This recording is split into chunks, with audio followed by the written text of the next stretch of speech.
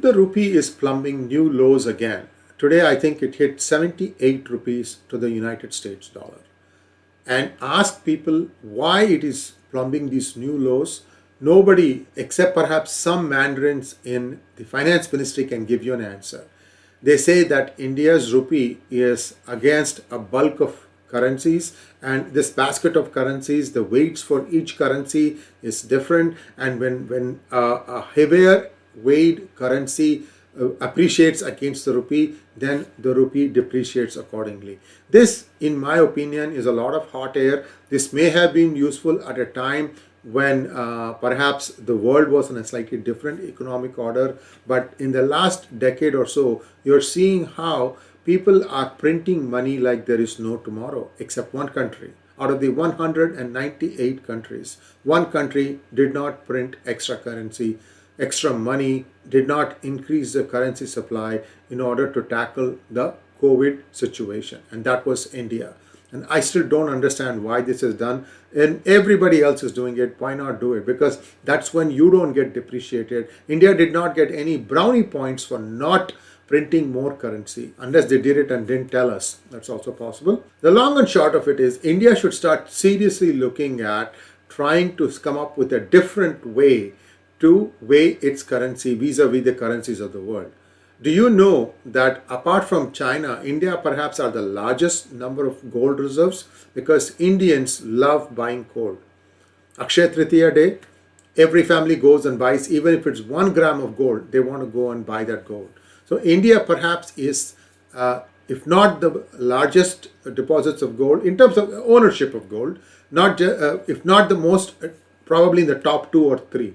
So with all that gold, how does the Indian government leverage that? Well, I have an idea and I want to share this with you. Please leave your comments on whether you think this is realistic or not, and we can have a healthy debate on this. You know how there is census due? It was supposed to have been taken in 2021, did not happen because of COVID.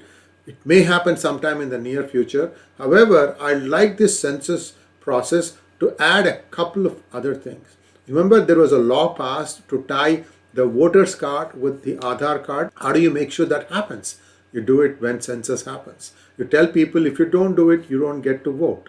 And that ought to make them scramble and get that thing done. And once, you can say the census is going to happen 3 months from now. If you don't have it tied, you should start doing that so that everything is in place. When the census team starts coming home to take census, everybody has everything in place. Let's hope that happens. The other thing that can be done is, since now the Aadhaar card is kind of becoming the reference by which somebody's identification is determined, what they can also do, the census team, is to have people declare the amount of gold jewelry that they have. Gold jewelry, gold ingots, no questions asked if you happen to have a lot of that. The idea here is to calculate the net wealth of gold in India, because then the government can say, according to the census we took all, this is the amount of gold that is in India. It doesn't have to be extremely accurate. 95% accuracy, 90% accuracy is more than adequate. I do expect and I do encourage everybody to reveal their gold assets. And this does not have to be, the government doesn't have to go and crack down on people saying, how come you have 10 kilos of gold? The point here is not that. The point here is to find out what is the net amount of gold that is resident in India, the country. Then what India can do is say, okay, this is how we are pegging the cost of the rupee, because you know what the cost of gold is per gram in the open market.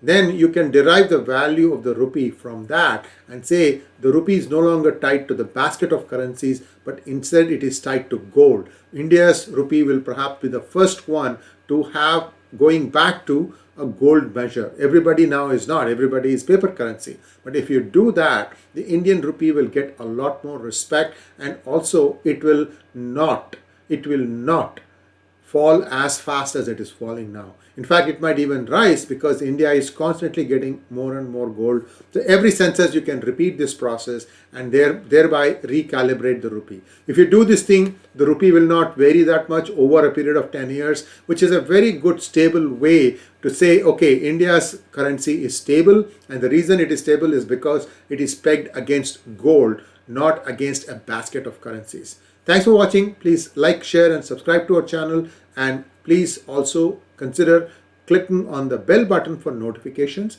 And if you think that this was worth your while, do consider donating to us using the super thanks button. Namaskar.